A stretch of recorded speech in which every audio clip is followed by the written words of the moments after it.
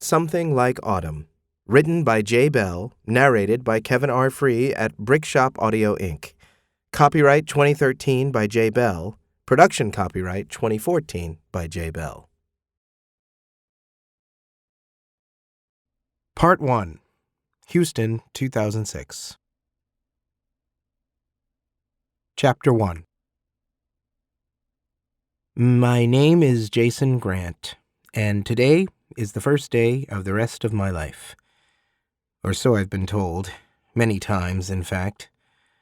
Caseworkers like to put a positive spin on everything, as if a cheery smile is enough to change the world, make it the kind of place that welcomes a guy like me. Not that I mind, I want it to be true. Part of me, way down deep, likes to believe this time will be different. It won't, and I think you know that too. I'm sorry if the words in this journal sting, Michelle. I like you.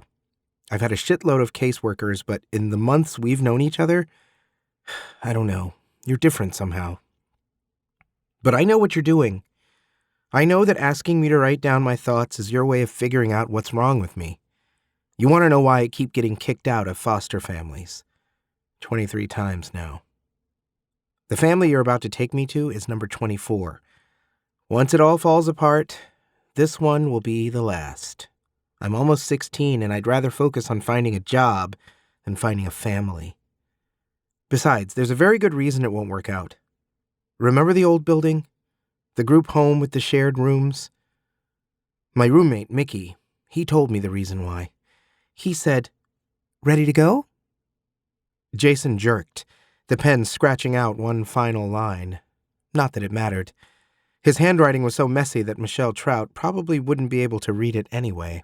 He looked up to find her leaning against the doorway, her gentle smile matching the warm feeling inside his chest. Maybe it was the ash-blonde hair that reminded him of his mother, or the well-maintained figure. She was probably the same age Jason's mother had been when he'd last seen her. Michelle nodded at the open book in his lap. "You're writing in your journal. That's great." "Yeah," Jason said sheepishly. "Just started." "Well, today's the big day." Jason broke eye contact with her. Why couldn't they let him stay here? He made sure not to cause trouble for that very reason. Orphans belonged in an orphanage. Not that people used such terms anymore. Instead, they skittered around the word. But sometimes Jason felt like embracing it, wearing it with pride. He was an orphan. Nothing wrong with that. Regardless, some people were remarkably good at making him feel ashamed. The woman at his most recent foster home kept calling him a bereft child. She was so overcome with pity for him that she would say this with tears in her eyes. "Oh, my poor bereft child." By the end of Jason's stay, she had called him a little bastard instead, those wet eyes full of fury. "You okay?" "Yeah," Jason lied. He considered begging Michelle, trying to explain that he felt more at home here, where everyone understood that he didn't have a family, where people didn't pretend. Instead, he closed the journal and stood up. Michelle pushed away from the door, fully entering his room. Gosh, maybe I should have rented a moving truck. She glanced around, as if seeing stacks of moving boxes, when in reality there was only a small suitcase, and a battered old guitar. Jason slung this onto his back, the frayed strap tight and reassuring against his chest, like a permanent hug. He grabbed the suitcase when Michelle reached for it. "I've got it," he said. "Oh, here." He tried to hand Michelle the journal, knowing she'd want to read what he wrote, but she shook her head. "That's for you," she said. "It's private." Glancing at her to make sure she was serious, he tucked it under his arm. Then he studied his shoes, seeing them shuffle nervously as Michelle checked his room for anything he might have forgotten. Afterwards, he watched the scuffed leather lead him down the hallway, step by step, as he followed his caseworker outside.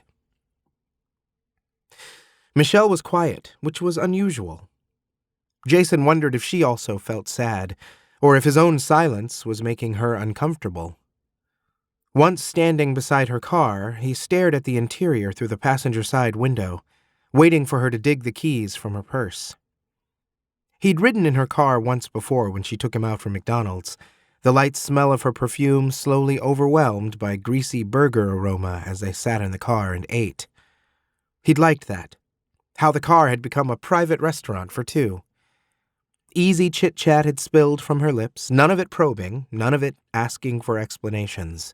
That had come later, or so he had thought, when she'd given him the journal. The door locks popped up. Jason put his suitcase in the back seat and brought the guitar with him to the front. He'd ride with it between his legs, which wouldn't be comfortable, but at least the instrument would be safe. "Okay," Michelle said, buckling herself in. "You ready? Scratch that. Are you excited?" Jason gave a hollow smile. "Very." Michelle chuckled. "You're a horrible liar, you know that?" Her happy expression faltered for a moment as she reached out to brush the bangs from his eyes. Jason wanted to grab her hand and press it to his cheek. He didn't know why, but he suspected it would bring him comfort. Instead, he remained absolutely still until she pulled her hand away. "Want to get a haircut?" she asked. "Dazzle them with your good looks?" Jason reached up and brushed the bangs back over his eyes. He liked hiding behind his hair. Seeing the world through a tangled brown curtain wasn't always easy, but well worth the sacrifice. Like wearing sunglasses, this created a sense of detachment, transforming the world into a distant movie on a screen. "Is that a no?" Michelle prompted. "I don't want it cut," Jason said. "But maybe a perm. A really tight one. So tight that if I hit my head on anything, I'll bounce right off again." "A head full of springs." Michelle's eyes sparkled as she started the car and pulled out. "That would save you from having to wear a bike helmet." "Too bad I don't own a bike." Jason smiled, feeling a little better. As they drove, he realized he was making a big deal out of nothing.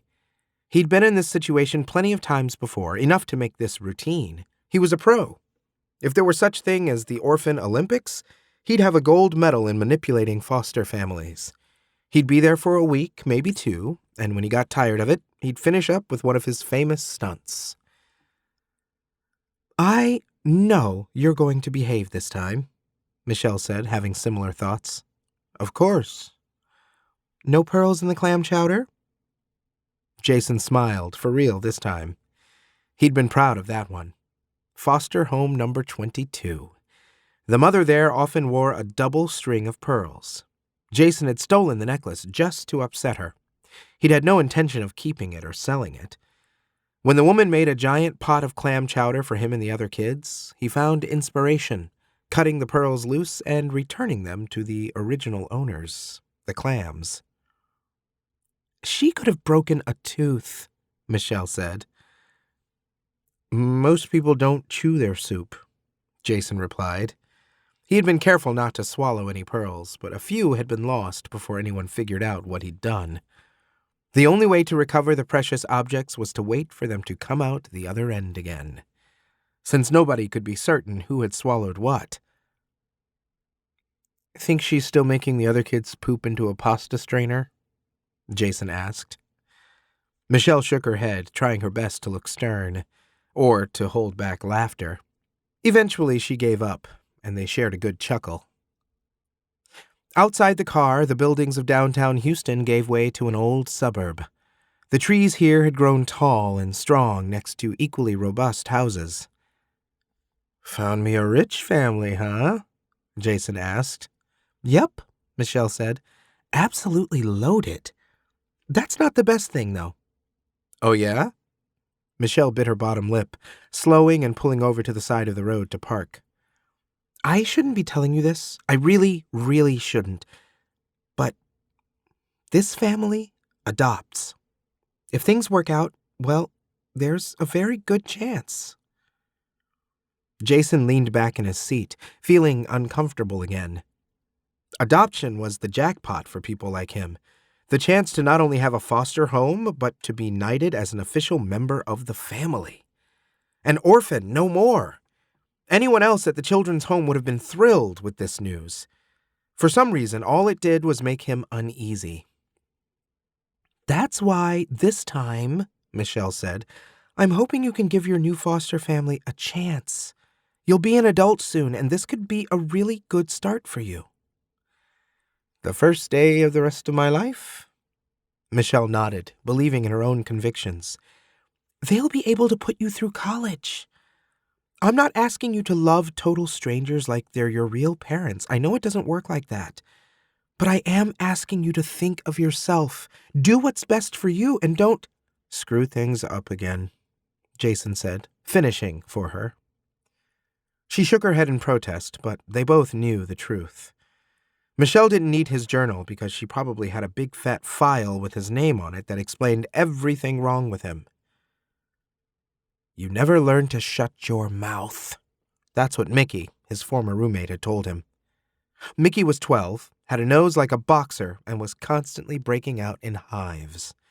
He wasn't an easy sell. He'd seen Jason get placed in 3 foster homes before someone finally gave him a chance, too. Mickey was packing his bags when he shared what would be their parting words. "You never learned to shut your mouth. You've got everything going for you, but you'll never make it because you never learned to play the game." Mickey was right. Jason never could keep his trap shut.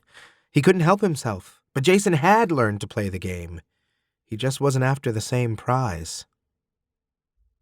"Which one is it?" he asked, nodding through the windshield at the street. Michelle pointed. The house was twice as wide as the one he'd grown up in, the one belonging to him and his mother. Twice as tall, too, since the home was 2 stories. A huge oak tree shaded the 3-car garage, a perfectly manicured lawn wrapping around the house and disappearing beneath a privacy fence. Jason smiled, mostly for Michelle's benefit. "What do you think?" she asked. "It's great," he said. Michelle studied him. "Is it really? Just between you and me, what's it like being sent to a new family? In this line of work, we're taught most kids are nervous the first day, but that they quickly adapt and become well-adjusted members of the family." Jason snorted and looked away. "Exactly!" Michelle leaned forward to catch his eye again. "I always felt that sounded too simple. I can't tell you how many times I've wished I could go through the process, convince myself I was going to live with a new family and that I couldn't return to my own. At least then I would have a better understanding of what you and the others are going through." Jason shook his head in disbelief. "You're awesome. You know that, right?" Michelle remained somber. "So tell me, try to explain what it's like for you." Jason thought about it and exhaled. "What was your first day of school like?" "Disappointing," Michelle said instantly. "I was dying to go, since my brother is a year older than me, and always raved about it. Of course, he lied through his teeth about what school was really like. He kept telling me that toy companies would stop by every day to test market their latest products, and that everyone got paid to play with dolls and things. And the playground was supposed to be full of circus animals, like a petting zoo, except with tigers and elephants. So when that first day of school finally came, I was practically peeing my pants in excitement. You can imagine how I felt when I actually got there." Jason laughed. "That's cruel, but not exactly what I was aiming for, unless you felt really confused and sort of out of your element." "That would be high school," Michelle said, gazing through the windshield. "Normally when I started at a new school, my brother was there to guide me. The first day of my freshman year, Jace had the flu and stayed home. Even worse, my best friend had moved away that summer." "Yeah," Jason said encouragingly. "Remember what that first day was like. A new school is always confusing. Everyone seems to know what's going on and how everything works except for you. If you're a stranger, you don't have a friend or family member there to make it fun instead of frightening. After an entire day of mistakes and embarrassing yourself, what do you feel like doing the most?" Michelle swallowed. "Like going home." "Except you can't," Jason said. "Going home isn't possible. There are no home-baked cookies at the end of that first day. No hug to make you feel secure again. Michelle glanced over at him, eyes concerned. Is that how bad it is? Just at first, Jason said quickly, not wanting to upset her further. Just like at school, after a week or two you get used to everything, and it isn't so intimidating. So I guess what the textbooks say isn't so far off. It's rough at first, but people adjust. What he didn't tell her is that the feeling of wanting to go home never went away. Michelle mulled over his words. What I still don't understand is why you keep putting yourself through this. If you would settle down with one family, you wouldn't have to feel that way ever again. Jason nodded. That's all he could really do. He knew she meant well. Her tone wasn't judgmental or scolding. Michelle genuinely cared. And she was right. If he would stop sabotaging his chances of getting adopted, maybe he would find some sort of peace. But what he couldn't communicate was just how badly he wanted to go home. No matter how impossible that might be, he wanted it more than anything. Regardless, he put on a brave face for her benefit. Maybe this family is the right one. Michelle looked relieved. They're going to love you. Ready? He nodded again, and the car rolled forward, delivering Jason to a home he knew would never be his own. The rest happened in a blur. A doorbell that sounded like heavy brass bells. The grinning faces of Mr. and Mrs. Hubard as they ushered him into a living room where other kids waited. Introductions that were totally lost on him. Then Jason was plopped down on an expensive couch, one of three, all facing each other, his butt growing increasingly numb as the adults spoke. Michelle sat next to him, addressing Mr. and Mrs. Hubard across a wooden coffee table painted white. Jason did his best to ignore the stares of the other kids who were lined up together on the side couch. No amount of experience helped with this stage of the process and the pressure it brought. What did these people expect of him? Was he supposed to impress? Should he juggle flaming swords before swallowing the blades? Jason had no idea what they wanted, and so he did what he always did on first days. He shut down.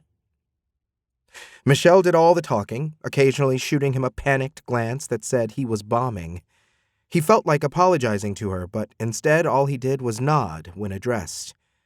Most questions in his situation could be answered in the affirmative. Are you okay? Are you happy to be here? Would you like a glass of water? Yes, yes, and yes. His new foster parents didn't seem perturbed by his behavior. They wore the same satisfied expressions they had when he'd met them at the children's home last month. He knew they were pleased with themselves rather than with him, and why shouldn't they be? Not many adults were willing to take in a 15-year-old, especially one with a troubled past. They weren't exactly young either. Mrs. Hubard was plain with pulled-back brown hair that had lost its shine. Her clothing and jewelry compensated for her dull appearance. The woman practically had money coming out of her ears. Her husband did too. Mr. Hubbard's dark hair was gray at the temples, his mustache already salt and pepper. He had the successful air of a businessman, despite not wearing a suit. The golf clothes suggested his deals took place at a country club rather than a stuffy office. Michelle introduced them as Mr. and Mrs. Hubard, but they immediately corrected her and reintroduced themselves as Mom and Dad. This made Jason's mouth go dry. The three kids seated on the side couch were reintroduced as his brother and two sisters. They had names too, but Jason missed them completely. A young girl of about 7 or 8 beamed at him, while next to her a boy on the verge of puberty sized him up. At the end of the couch, an older girl in her late teens seemed bored, like she'd seen one too many of these meetings. This told Jason that not everyone made the cut. Being here didn't mean he would automatically be adopted. "Ah," Mrs. Hubbard said, eyes lighting up as she looked toward the front door. "There's your oldest brother." Jason followed her gaze. A guy his age, maybe a little older, had a cell phone pressed against his cheek. The device was almost lost in the waves of chestnut hair that spilled over his ears and ended just above his neck. His skin was dark with sun, his eyes almost golden. A loose V-neck shirt made his frame appear lanky at first, but the chest was toned, the exposed skin revealing fine black hair not so different from that on his chin. Jason dared to let his attention dart down to the narrow waist, where the shirt was partially tucked into a white belt, either by accident or design.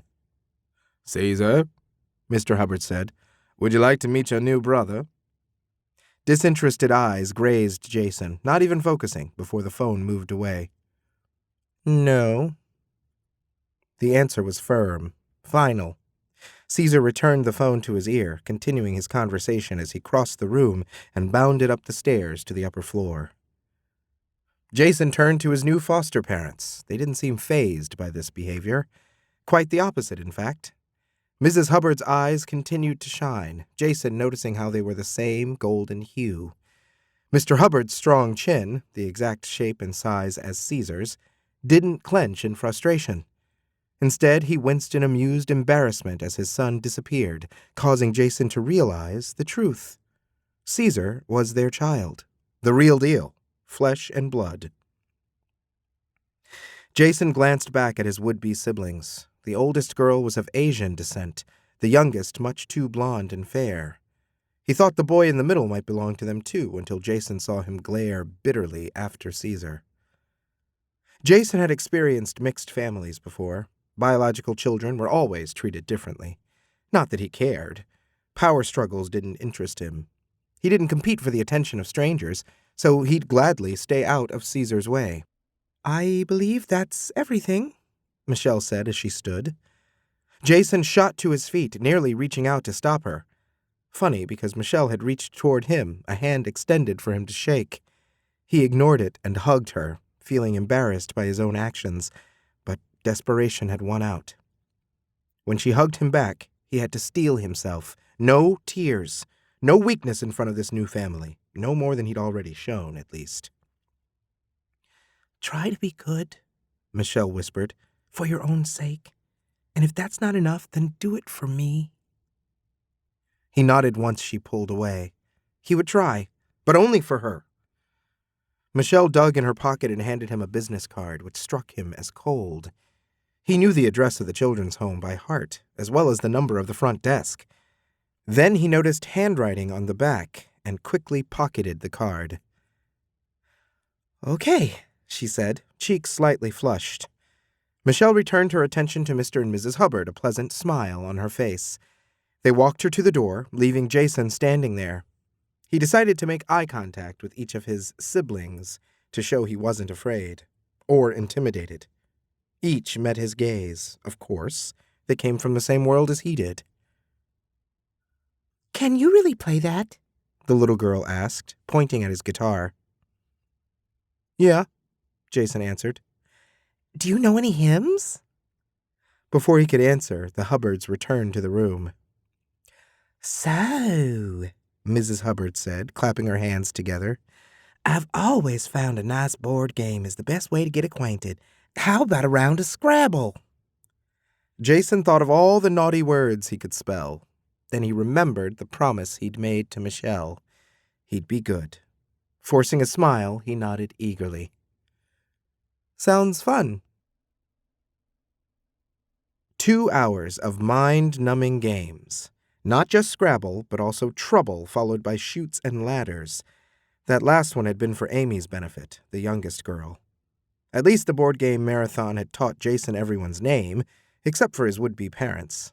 Mercifully, they then showed him to his room. After a brief tour, they suggested he get unpacked and enjoy some privacy, although they left his bedroom door open on the way out. He figured it was meant to stay that way. Jason hadn't felt this antsy since his first few foster families. Back then, he had still wanted to please, working hard to live up to expectations, both real and imagined. Now, after all these years, he was supposed to try again. If it wasn't for Michelle. Remembering the business card, he pulled it out of his jeans pocket, flipped it over, and read the handwritten note. "If you need anything, you can call me, even at home." Below this, a number was scribbled. Jason smiled at the way the word anything had been underlined. Another guy might make this into something it wasn't, show it off at school, and brag about the hot older woman who had slipped him her digits. But of course, Jason wasn't like other guys, and Michelle wasn't that sort of person. Instinct told him to hide the card somewhere safe, so he examined his new room. Bedrooms in foster homes came in two flavors. The good ones were neutral, the foster parents trusting their wards to fill the space with their own personalities. The other kind, like the one Jason stood in now, reeked of expectation. A baseball mitt, a bat, and a catcher's mask nestled casually together in one corner. On the wall hung framed posters of sports cars, the makes and models of which Jason couldn't even guess at. The queen-sized bed was generously neutral, but the desk next to it was lined with a crisp collection of Hardy Boys books. So basically, after having met Jason last month, the Hubards had decided he was a baseball-playing jock who fantasized about zooming around in sports cars while solving petty crimes. He shook his head, gathered up the baseball equipment, and tossed it in the closet. In the liberated corner, he placed his guitar. After a moment's thought, he slid Michelle's card between the strings, dropping it in the sound hole where he felt it would be safe. After swinging his suitcase onto the bed, Jason started moving his clothes into the dresser drawers. That's when Amy padded into the room. Smiling, she sat on the mattress edge and looked around. Nothing had changed except the guitar, which she stared at. Then she cocked her head, blonde bangs swinging to the side as she considered him seriously. "Do you want to pray?" she asked. At first, Jason wondered if she had a speech impediment. Surely she meant play instead of pray. But he gave her the benefit of the doubt. "You mean to Jesus?" Amy nodded. "Mm-hmm.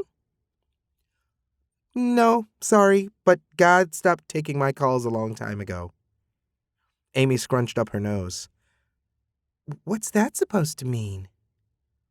"That I don't want to pray." Jason grabbed the last two pairs of socks from his suitcase and closed the lid. "How old are you?" 7.5. What does a 7.5-year-old need to pray for? A Barbie dream house? "I've got one of those," Amy said matter-of-factly. "I pray for things to stay the same. I don't want everything to change again." Jason understood. She was young, but obviously she still remembered the life she had before. Whatever had put her into foster care, she worried it could happen again.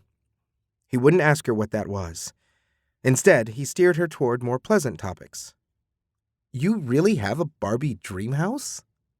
Amy nodded eagerly, flashing him a smile that was missing a few teeth. Jason pretended to be impressed. "The kind with an elevator and everything?" "Yep, and lights that turn on and off, and a hot tub, and a toilet." She giggled. "Do you want to come play?" "With dolls? No." Amy went from gleeful to pouty in the blink of an eye. "Nobody ever plays with me." "Nobody ever?" Jason asked. "Nobody ever," Amy confirmed. Jason glanced around his room. Unless he planned on losing himself in the innocuous adventures of the Hardy Boys, he didn't have many options. "All right," he said, "but I get to play with the boy dolls. You do have boy dolls, don't you?" Amy's eyes lit up. She hopped off the bed and grabbed his hand, leading him down the hallway. Jason allowed himself to peek into the rooms they passed.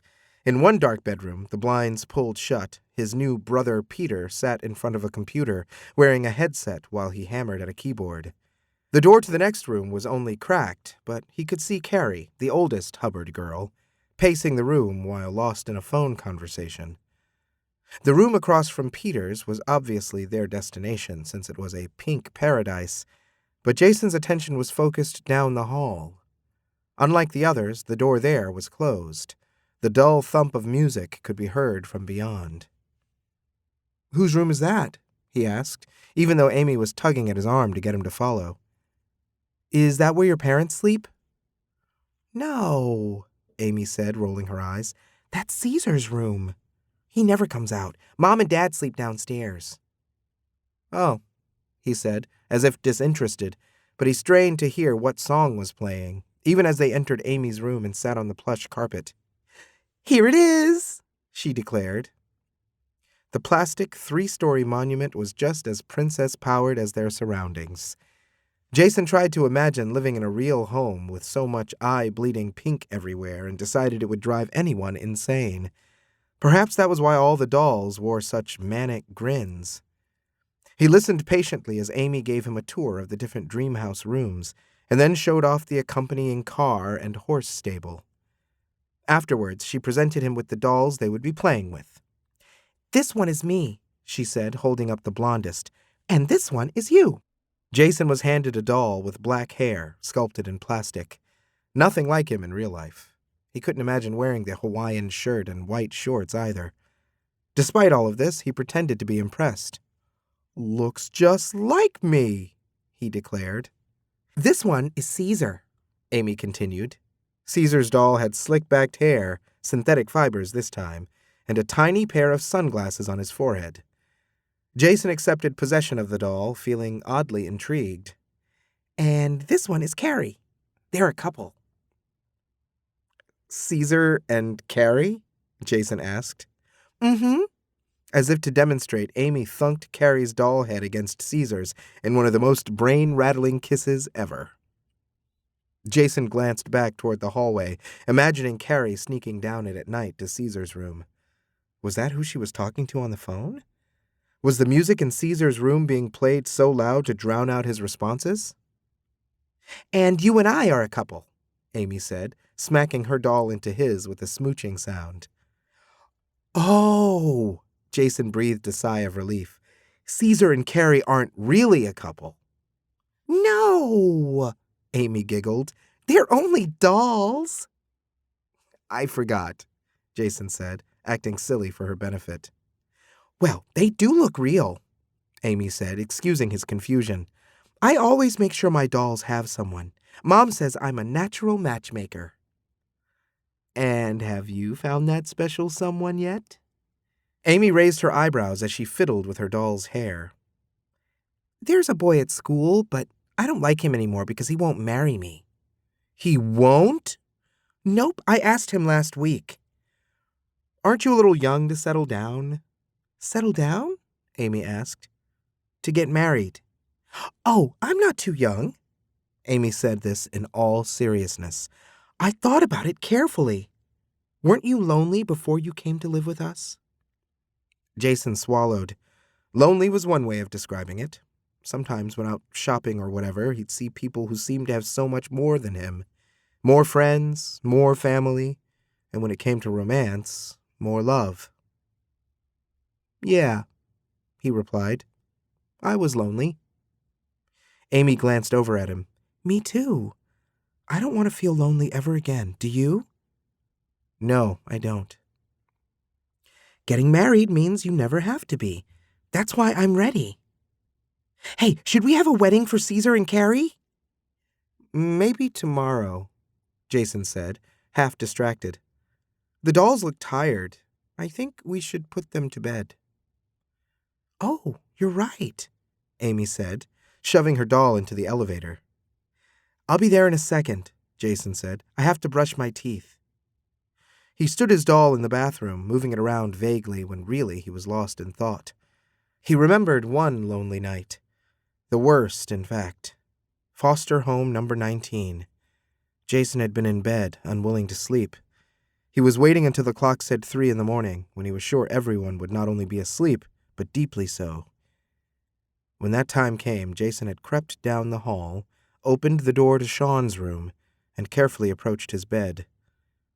He only wanted to see Sean sleeping, wondering if he did so shirtless, or if he lay on his back, or maybe curled up into a ball. Jason had spent countless nights trying to imagine something so simple, his curiosity slowly driving him mad. So he had given in, deciding to see for himself. As it turned out, Sean wore a muscle shirt and slept lying on his side. The curtain-filtered streetlight outside allowed Jason to see this, along with the buzzed red hair he always wanted to run the palm of his hand along. Sean seemed like a deep sleeper. Surely one little caress wouldn't wake him. He was right. Touching Sean's hair didn't cause a reaction, but when Jason brushed the tips of his fingers along that freckled arm... Whatever deluded hope he had been running on expired the moment Sean flinched and swung out of bed. Confusion turned to a look of such anger that Jason stumbled backward until he was up against the wall. He mumbled incoherently, desperate to find an excuse. When Sean raised his hands and clenched his fists, Jason gave up and ran from the room. At the breakfast table the next morning, Sean glared, but didn't seem intent on telling their foster parents what had happened. Regardless, Jason set fire to the shower curtain that day. Not one of his most creative stunts, but enough to ensure he was sent back to the group home, and away from Sean.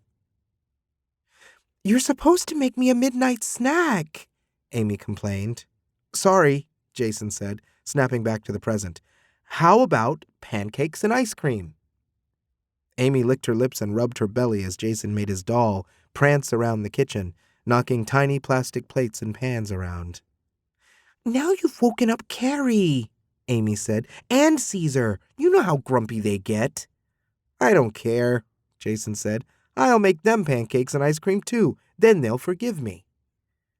"They love pancakes," Amy enthused, "almost as much as they love each other." "Oh no, we're out of ice cream," Jason cried, his doll trembling with fear in front of the refrigerator. "We have ice cubes. That's close enough, right? We can mix them with hand lotion to make our own ice cream. They'll never know the difference." He noticed then that the music in the hallway had grown louder. From the corner of his eye, he spotted a figure in the doorway, one wearing a cyan t-shirt the same color as the one Caesar had.